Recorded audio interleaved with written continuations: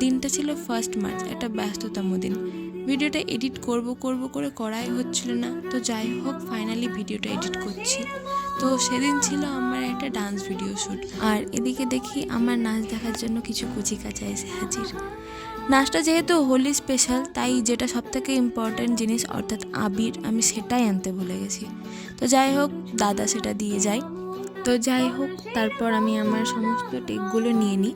ভাগ্যিস আমি নাচটা আগে থেকে তুলে রেখেছিলাম, না তো এই রোদে আরও মাথা খারাপ হয়ে যেত। আর সেই দিন ছিল সাংঘাতিক গরম। এই রোদে গরমে পুড়ে যখন ভিডিও বানায় আর ভিউজ লাইক কিচ্ছু আসে না, তখন কিন্তু খুব খারাপ লাগে। ফটোশুট ডান, ভিডিও শুট। এটা ডান্স ভিডিও আগে আমার ইউটিউব চ্যানেলে আপলোড হয়ে গিয়েছে, তোমরা গিয়ে দেখতে পারো।